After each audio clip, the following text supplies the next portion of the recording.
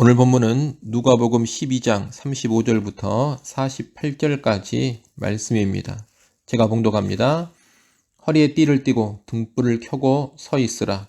너희는 마치 그 주인이 혼인집에서 돌아와 문을 두드리면 곧 열어주려고 기다리는 사람과 같이 되라. 주인이 와서 깨어있는 것을 보면 그 종들은 복이 있으리로다. 내가 진실로 너희에게 이르노니 주인이 띠를 띠고 그 종들을 자리에 앉히고 나와 수종들리라. 주인이 혹 2경에나 혹 3경에 이르러서도 종들이 그같이 하고 있는 것을 보면 그 종들은 복이 있으리로다. 너희도 아는 바니 집주인이 만일 도둑이 어느 때에 이를 줄 알았더라면 그 집을 뚫지 못하게 하였으리라. 그러므로 너희도 준비하고 있으라. 생각하지 않은 때에 인자가 오리라 하시니라. 베드로가 여짜오되 주께서 이 비유를 우리에게 하심이니이까 모든 사람에게 하심이니이까. 주께서 이르시되 지혜 있고 진실한 청지기가 되어 주인에게 그 집 종들을 맡아 때를 따라 양식을 나누어 줄 자가 누구냐. 주인이 이를 때 그 종이 그렇게 하는 것을 보면 그 종은 복이 있으리로다. 내가 참으로 너희에게 이르노니 주인이 그 모든 소유를 그에게 맡기리라.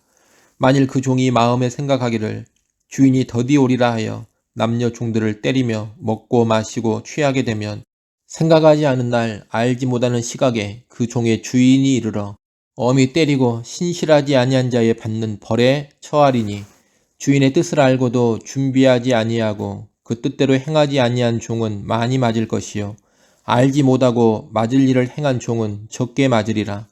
무릇 많이 받은 자에게는 많이 요구할 것이요 많이 맡은 자에게는 많이 달라 할 것이니라. 아멘. 오늘 본문은 종말의 재림 앞에서 깨어있을 것을 말씀하시는 본문입니다. 깨어있는 것은 다른 것이 아닙니다. 예수님이 하신 말씀을 기억하고 그 말씀대로 순종하며 살아가는 겁니다. 오늘 본문 앞의 내용을 염두에 둔다면 탐심과 세상살이 염려를 버리고 하늘에 우리의 마음을 두고 하나님 나라를 구하며 살아가는 삶이라고 하겠습니다. 이렇게 사는 것이 재림 앞에 깨어있는 삶입니다. 35절부터 38절은 혼인집에 갔다 돌아올 주인을 기다리는 종의 비유에서 깨어있어야 할 삶을 가르치는 말씀입니다. 유대인들의 혼인잔치는 저녁이나 심야에 이루어집니다. 따라서 주인이 혼인집에 가면 늦은 밤에 돌아오게 됩니다. 그런데 주인이 왔을 때 집에 불이 다 꺼져 있고 종들은 다 자고 있고 문을 두드려도 바로 열어주지 않으면 어떻게 되겠습니까? 그것은 종들이 자기 직무를 제대로 감당하지 못하는 것입니다. 제대로 된 종이라면 허리에 띠를 띠고 등불을 켜고 서 있어야 합니다. 주인이 언제 올지 모르지만 언제 오더라도 즉시 맞이할 만반의 준비를 갖추고 있어야 한다는 겁니다.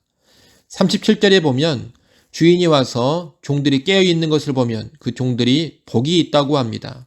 주인의 마음을 흡족해 한 종들이니 주인이 기뻐하며 후대에 줄 것이 분명합니다. 그러니 복이 있는 것입니다. 특히 37절 하반절에 보면 의외의 장면이 나옵니다. 늦은 시간까지 깨어 주인을 기다린 종들을 위해 주인이 띠를 띠고 종들을 자리에 앉히고 수종들어 준다는 겁니다. 이런 일은 당시 문화권에서는 있을 수가 없는 일입니다.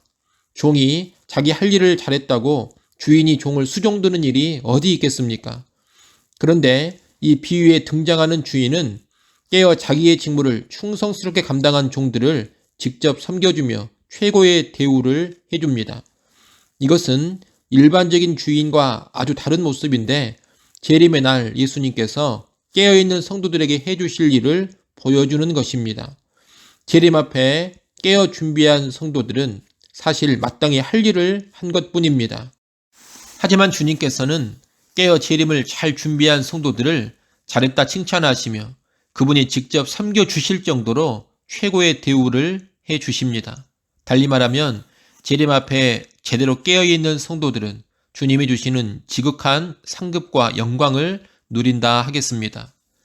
38절은 재림이 늦어진다 하더라도 끝까지 깨어 준비하라는 말씀입니다.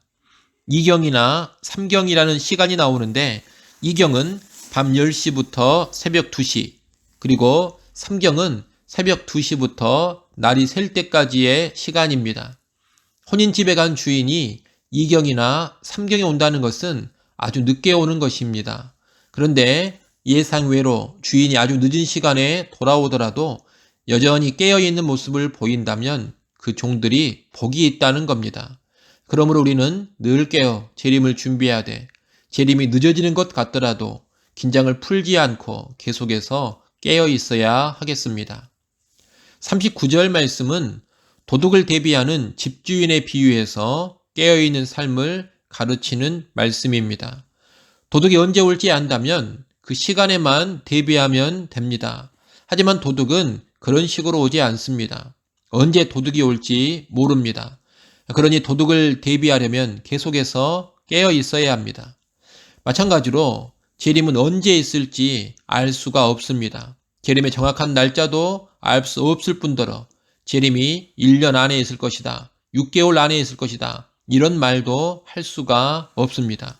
재림은 그렇게 시간을 예상하고 대비할 수 있는 일이 아닙니다.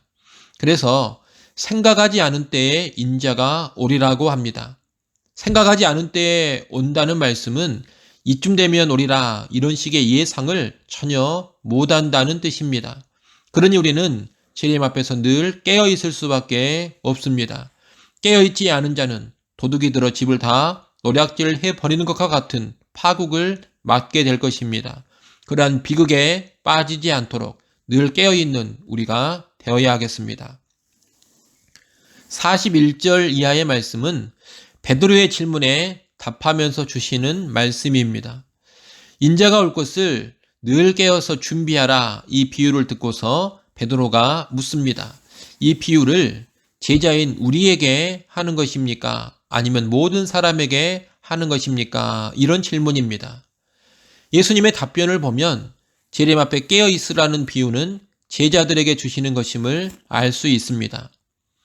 예수님은 청지기의 비유를 말씀합니다. 청지기란 주인의 재산과 모든 종들을 맡아서 관리하는 사람입니다. 단순한 종이 아닌 더 큰 책임과 권한을 부여받은 사람이 청지기입니다.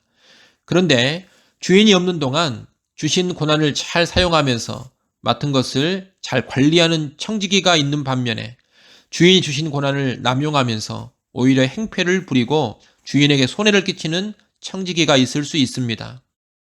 이 둘 중 충성과 지혜로 자기 직무를 잘 감당한 청지기는 주인이 올 때 칭찬과 상을 받겠지만 그렇지 않은 청지기는 큰 벌을 받는다는 겁니다. 이 비유에서 말하는 청지기는 일단 제자들, 교회를 생각할 수 있습니다. 그리스도의 제자들, 교회는 주인 대신 예수님께서 부여한 책임과 영적 권세를 가지고 사람들을 살리며 섬기는 일을 해야 합니다. 그런데 이런 일을 제대로 감당하지 못하고 오히려 사람들을 힘들게 하고 괴롭힌다면 불충한 청지기가 되는 겁니다. 특별히 이 비유는 교회 안의 지도자들에게 시사하는 바가 큽니다.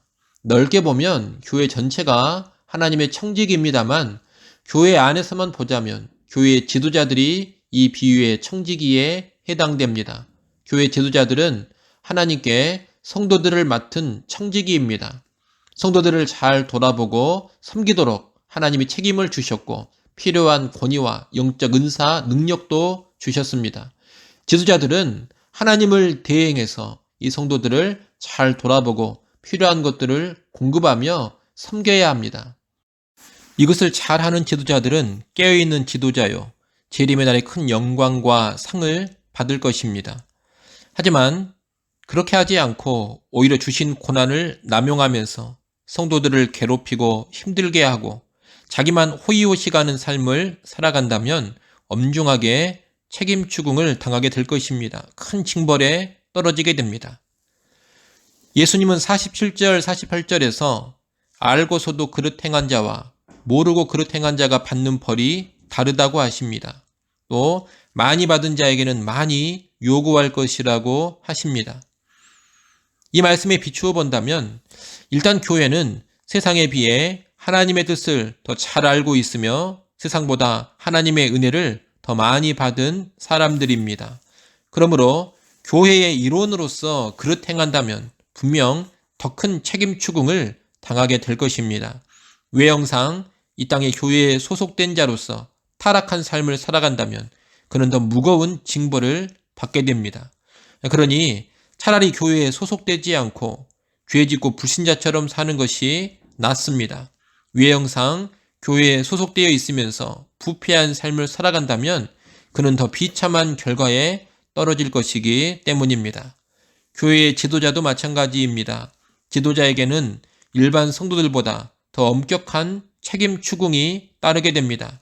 일반 성도들에게 요구하는 것보다 더 많은 것을 주께서 지도자들에게 요구하십니다. 더 많은 것을 내놓으라 할 것입니다. 그러니 우리가 교회에 속한 성도라면 세상 속에서 마땅히 깨어있는 삶을 살아야겠고, 교회의 지도자라면 더더욱 깨어있는 삶을 살아야겠습니다. 뭔가 더 알고 더 능력이 있고 더 가지고 있다면 늘 더 조심하시기 바랍니다. 더 잘 살아야 되고 더 잘 사용해야 합니다. 또한 정말 하나님이 내게 특별한 은혜를 주시고 하나님이 정말 내게 복 주셨다는 생각이 든다면 헛된 우월감에 빠지지 마시고 더 주의하시고 더 깨어있기를 바랍니다. 아무쪼록 우리 모두가 재림 앞에 늘 깨어있어서 재림의 날이 큰 칭찬과 영광의 날이 될 수 있기를 간절히 소원합니다. 기도하겠습니다. 하나님 아버지, 예수 그리스도의 재림이 분명히 있다라는 것을 알고 그 재림 앞에 깨어있게 하여 주시옵소서. 잠들지 않게 하시고 사명 망각하지 않게 하여 주시옵소서. 늘 깨어 주신 사명 잘 감당하며 재림의 날을 영광스럽게 맞이하게 하여 주시옵소서. 더 많은 것 받았고 더 많은 것 가지고 있다면 특별히 더 깨어 지내게 하시고 많이 받은 만큼 더 많은 것을 하나님께 드리게 하여 주시옵소서. 예수님의 이름으로 기도드리옵나이다. 아멘.